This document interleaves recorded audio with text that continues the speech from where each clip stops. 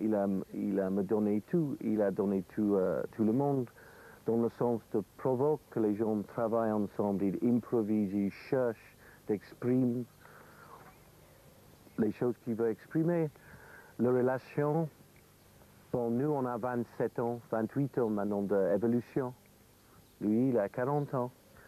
Et la chose qui me touche beaucoup toujours, il a un souvenir de tous les élèves. Et moi, par exemple, quand j'étais là, ça a fini avec le clown. Maintenant, ça a passé au bouffon, au mélodrame. Ça a continué. Et il a dit toujours moi que c'est les élèves qui amènent lui plus loin. L'idée du voyage, du déplacement, c'est toujours quelque chose qui m'a intéressé. Je veux dire, moi je suis un voyageur émerveillé de la vie des choses, c'est ça. Et dans le théâtre, j'aime bien on fait un voyage attentif. J'aime bien le voyage de Dante, j'aime beaucoup ça. On voit ici Masqueneutre, ah qu'est-ce que c'est là-bas? C'est les bouffons, ah bonjour. Et ici, qu'est-ce que c'est? C'est le masque expressif qui s'élève. Et là-bas, voyez-vous, on est entouré de choses, on va à cette découverte. C'est une connaissance aussi.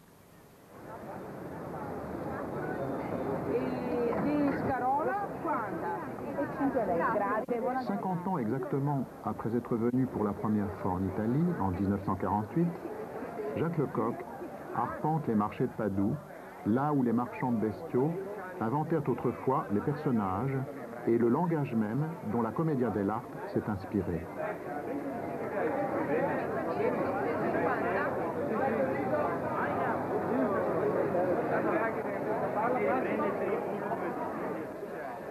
Langage de la Commedia dell'arte que Ruth Zand, sculpté ici par Amleto Sartori, a reproduit dans ses propres textes. Je crois que pour lui, c'était très très important d'avoir commencé à Padoue con Ruzzante. Alors, il a découvert la force d'un auteur qu'il était un comédien, qu'il était le chef d'une origine culturelle, qui après il est arrivé en France, qui est arrivé à travers la Commedia dell'arte par toute l'Europe. Jacques a une conscience plus profonde sur l'origine de la Commedia dell'arte qui n'en a pas la grande quantité de chercheurs français. Parce qu'il a une conscience de connaissance directe, palpable, réelle, pas littéraire, sur ce que ça veut dire la Commedia dell'arte. Oh! Oh! Hey!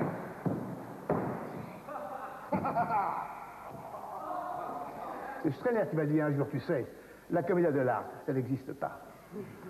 Et il avait raison quelque part, parce que dans l'idée, on venait une grande rêverie de la comédie italienne. Hein?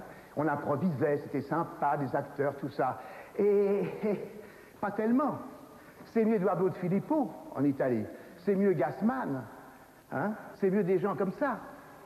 Mais le côté typique de la comédie italienne, c'est un côté un peu livresque.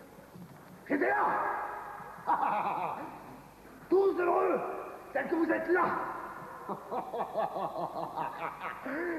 J'en ai fait qu'une bouchée. Mais il faut se méfier des clichés et du chromo de cette comédie italienne. Il y a un esprit dans la Commedia dell'arte qui est formidable, c'est-à-dire c'est le dérisoire. Ça c'est bien. On a faim, on a peur de tout, hein, et c'est la survie qui est en jeu. La vie c'est un luxe. Hein, c'est la survie qui est importante. Donc c'est dans les urgences de l'être humain que la Commedia dell'arte est intéressante.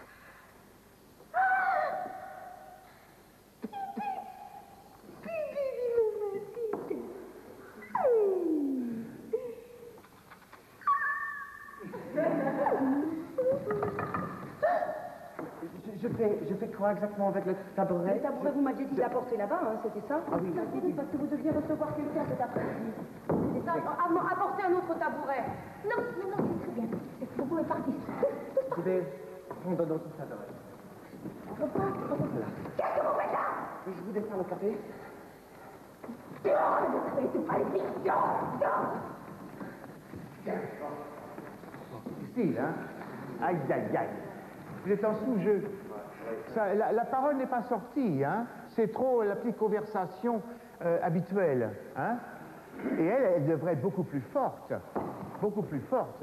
Alors, le bébé, il est très gentil, mais il ne faut pas exagérer. Parce qu'à un moment, c'est ça qui compte. C'est l'argent, non? C'est là. 2, 3, 4, 5.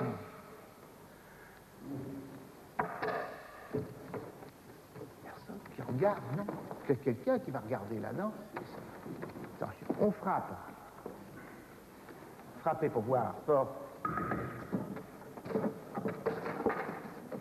Et à un moment, il va cacher la entrez. Hein? Dehors! Dehors, j'ai dit!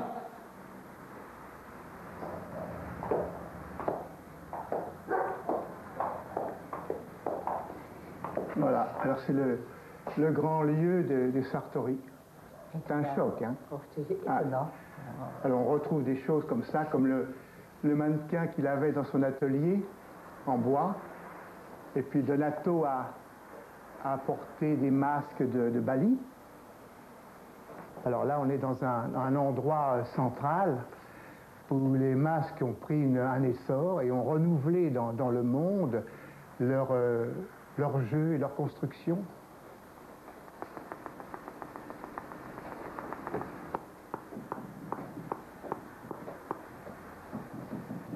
C'est Amleto Sartori qui a complètement retrouvé le sens et la confection des masques. Et à partir de là, évidemment, ça s'est diffusé dans le monde. Et maintenant, dans le lieu de base de la confection des masques de la Commedia dell'arte et d'autres masques, pas forcément que de la Commedia dell'arte. La chose, c'est que quand Hamlet faisait un masque, il le faisait pour une pièce donnée, et je dirais même pour un comédien donné. Il venait chez lui, il travaillait avec lui, et il arrivait à sortir un masque, voyez-vous, c'est ça. Donc un masque d'Arlequin, il n'y en a pas qu'un, il y en a plusieurs.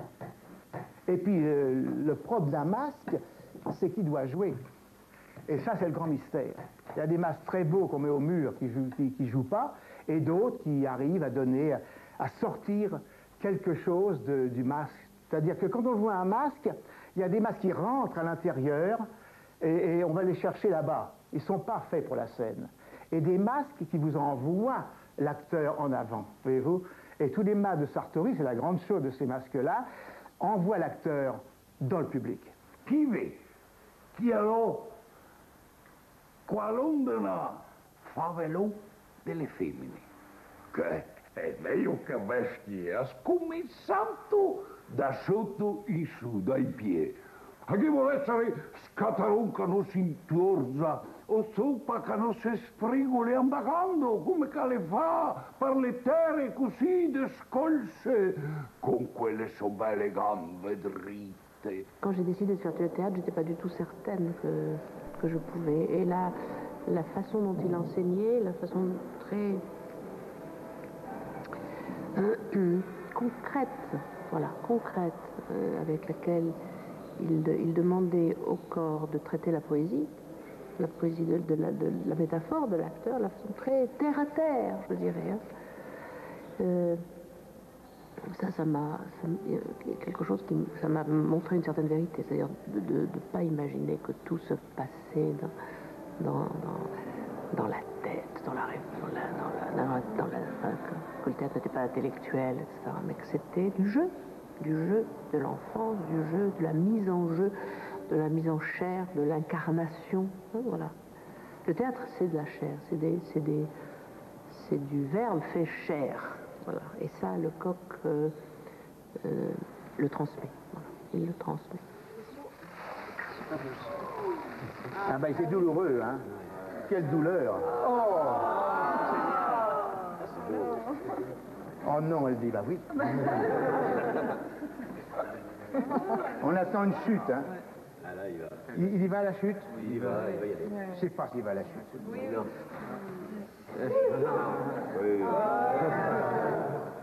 Regardez ça, c'est beau, non? Alors moi, je me suis servi de mouvements comme ça pour les cœurs tragiques. Personne ne savait que c'était du papier qui était le moteur du mouvement. Ils m'ont envoyé une immense tragédie.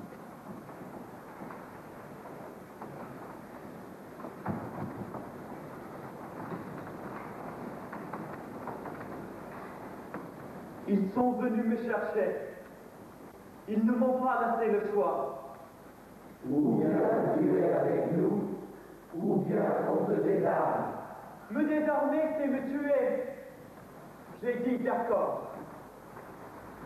Je voulais me tenir loin, un peu à l'écart. Les rues étaient barrées par les jeeps montés de canon. Le quartier était bouleversé. On dominait les maisons depuis l'autoroute. Sur chaque colline, des armes lourdes. Ils étaient faits comme des rats. Les grands textes sont travaillés au moment de la tragédie. On se sert aussi de cette période pour sortir la voix, car à l'école on ne travaille pas le diaphragme pour poser sa voix. Elle se pose dans l'action même du mouvement, elle se pose dans le désir de parler aux autres, et puis dans la grande transposition qu'offre le cœur et sa voix commune. Donc la voix sort de ça. Et donc les textes que nous prenons sont des textes qui ont un corps. Alors chez Racine, on va le trouver ce corps. Chez Azama, on va le trouver chez les Grecs, évidemment, parce qu'ils en font partie tellement que dedans, on retrouve les rythmes de la mer, d'où la tragédie est née, je veux dire, en même temps.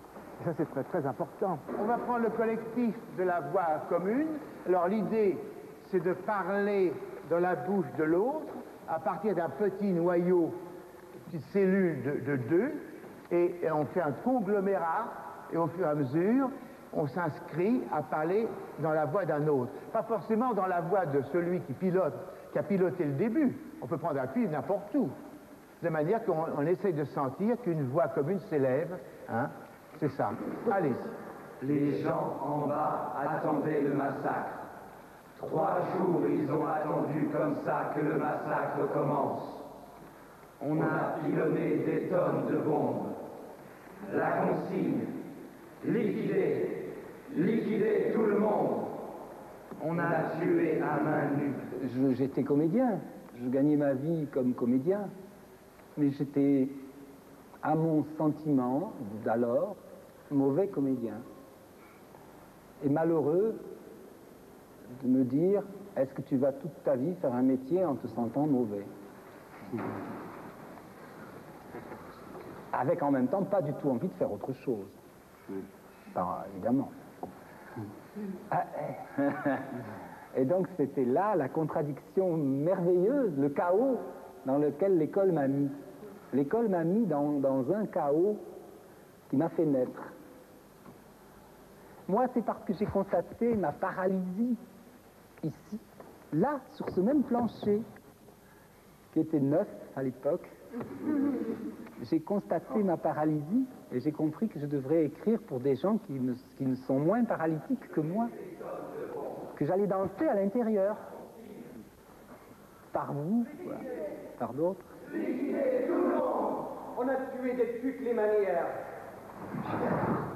M16, Kalash, grenades, mitrailleuses légères, MPK, lance-roquettes anti-chars qu'on jetait sur les gens, mortier de 52, orgue de Staline, arme blanche. Et même la pierre que tu fais tourner au bout de la ficelle, au-dessus de la tête. On l'a tué à main nue. Tu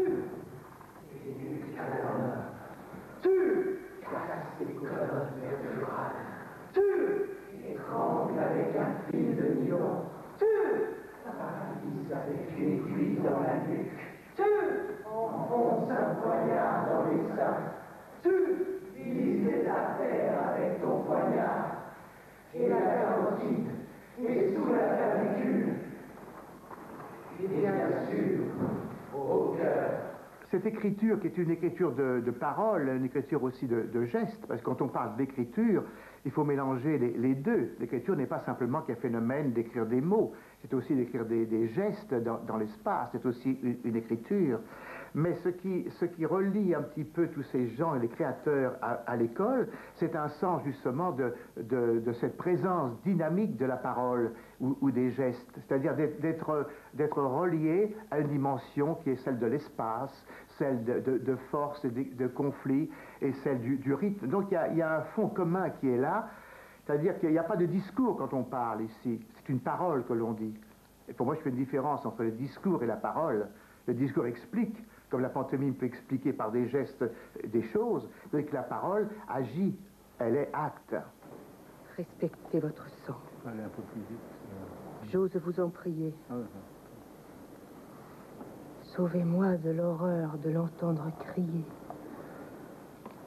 Ne me préparez point à la douleur éternelle de l'avoir fait répandre à la main paternelle. Non, madame, en mon sang, ma main n'a point trempé. Mais l'ingrat, toutefois, ne m'est point échappé. Une immortelle main de sa perte chargée, Neptune me la doit, et vous serez vengé. Neptune vous la doit. Tu dois le faire, Neptune, tu dois le faire plus. Un peu plus. Neptune vous la doit. Tu vois que ce soit plus. Je dois pas trop lent. Neptune me la doit, et vous serez vengé. Neptune vous la doit, quoi? Vos yeux irrités ont... Quoi? Très bien. C'était plus... J'aimais bien celle-là. C'était plus réaliste. C'était la plus réelle que... Oui, et puis elle est devenue plus sarcastique. Elle est devenue, en général, elle est devenue plus... Et entre les deux, oui, c'était bien ça. Parce que j'ai bien aimé ça. Je ferai Neptune, je ferai encore une, hein, et j'essaierai de faire le Neptune vous le doit, de le marquer dans l'émotion, avant de le dire. Le goût de la forme, si on veut, au théâtre, m'est venu par justement ce travail chez Lecoq, et que même l'instantané, c'est une forme. Même ça, c'est une forme. Au cinéma, par exemple, l'instantané de Cassavetes, c'est une forme. C'est devenu une forme importante au cinéma. Donc, même au théâtre, le côté...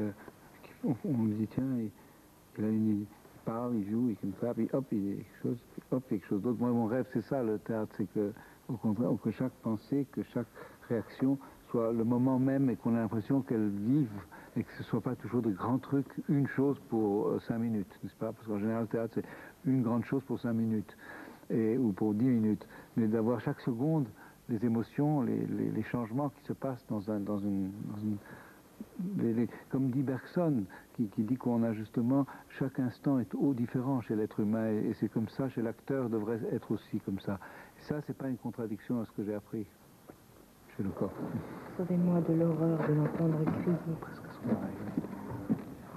Ne me préparez point à la douleur éternelle de l'avoir fait répondre à la main paternelle.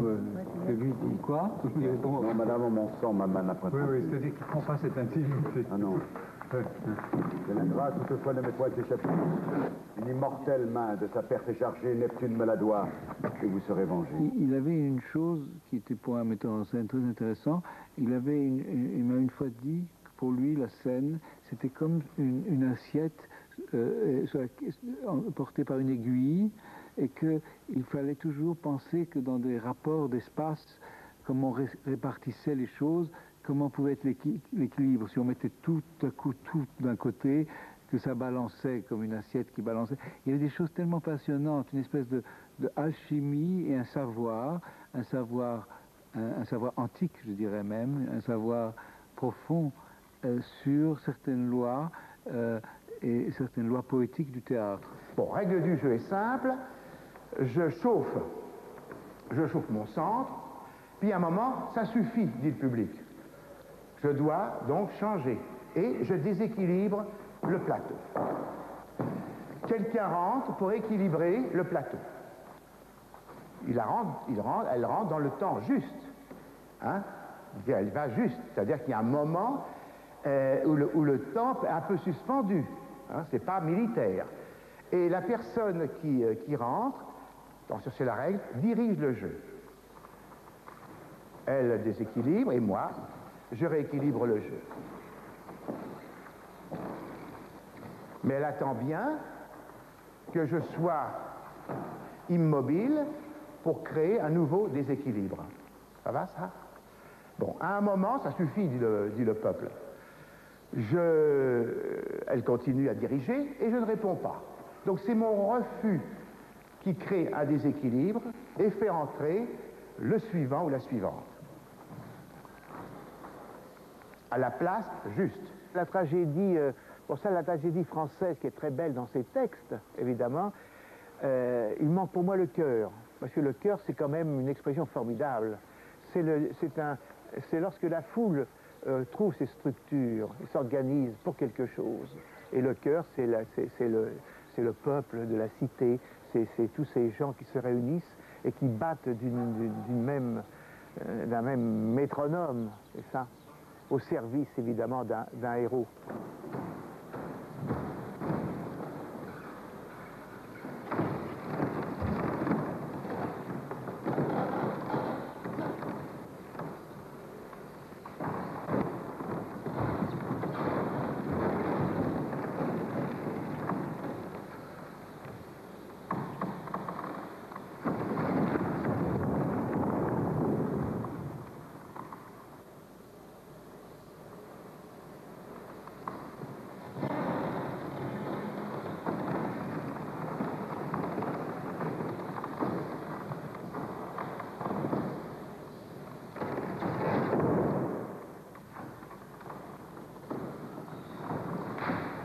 Le cœur, c'est un organisme vivant, c'est-à-dire que c'est pas simplement mettre les gens en rang dans une géométrie facile ou élémentaire, c'est de voir que ça bouge, c'est cellulaire, ça respire, ça se contracte, ça explose et ça vit.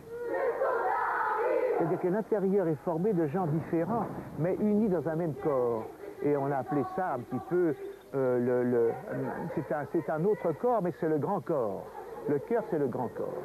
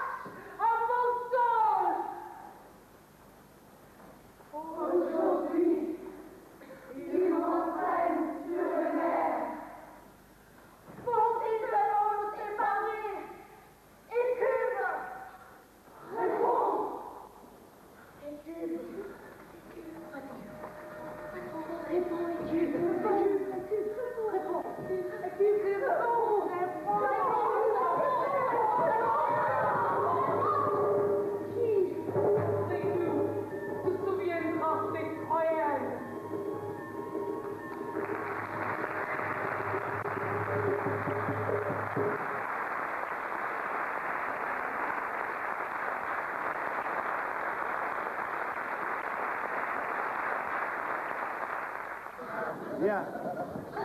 Alors, l'impression du public. Oh, dur. Différent. Dur. Mais assez juste quand même. Oui. Hein? Le cœur des hommes a augmenté. Oui. On a changé le texte. Mal vécu, non, mais il y avait une voix qui était plus belle. Qui était plus belle.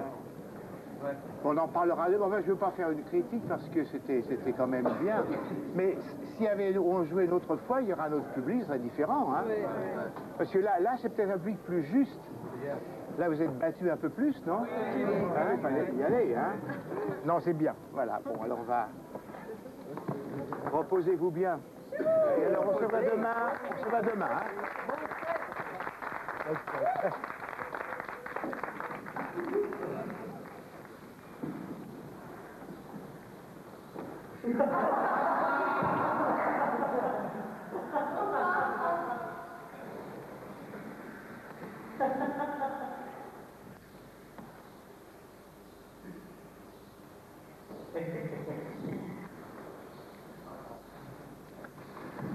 Bonjour. Vous attendez depuis longtemps? Vous attendez depuis longtemps? Oui. Oui. Ah bah écoutez, excuse, je vais avancer parce qu'il y a un public aussi qui vous attend. Voilà, alors je sais que vous avez fait une tournée dans les pays nordiques, hein, important. Ah oui. Hein, c'est ça? Et que vous avez des talents cachés que vous allez nous montrer maintenant. Oui. Hein?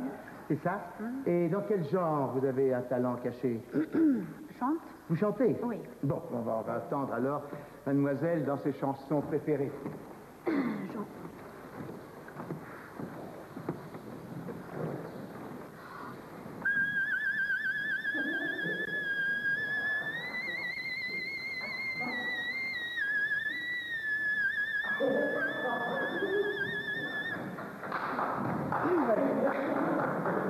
Très bien.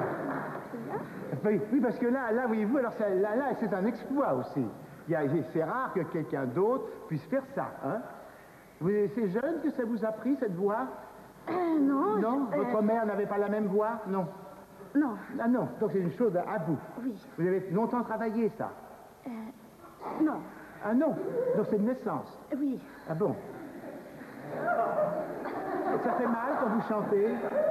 Est-ce que ça vous fait mal quand vous chantez? Non. Ah non?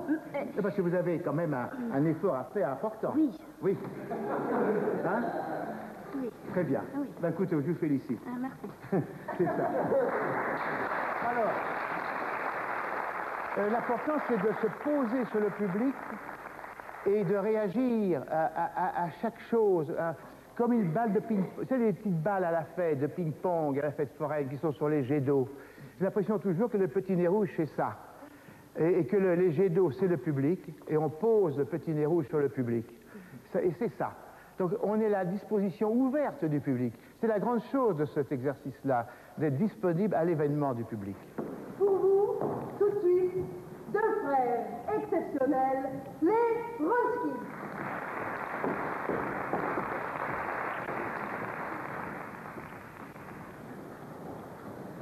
Les Mundo.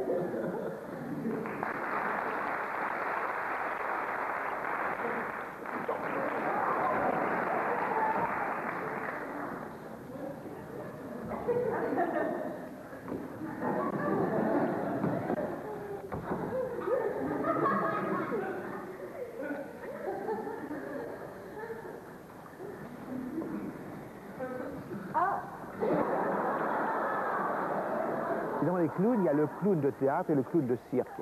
Alors le clown de cirque, il était franchement mort. Il n'y avait plus de clown de cirque. Au cirque, il sont arrivés les acrobates, des choses comme ça. Et c'est au fond, encore une fois, les mimes qui sont descendus au cirque pour redonner une vie aux clowns. Mais je sépare bien les clowns de théâtre, qui sont des clowns de situation dramatique, et le clown de cirque qui s'esclave, qui fait des pitreries. Le clown, c'est plus fort que ça au théâtre. I don't want to set the world on fire. I just want to start a flame in your heart. In my heart there is but one desire, and that one is you. No other will do. I've lost all ambition. Really afraid I just want to be the one you love. And with your admission to me that you feel the same, I've reached the goal I'm dreaming of. I don't want to set the world on fire. just want to start a flame in your heart. Pour moi, c'est devenu tellement important, pour moi, mais pour les élèves aussi, que ce petit nez rouge qui est devenu un uniforme, en sous-titré Le Clown, c'est un masque. C'est un masque qui sort de la personne son propre dérisoire. Et c'est ça qui est important.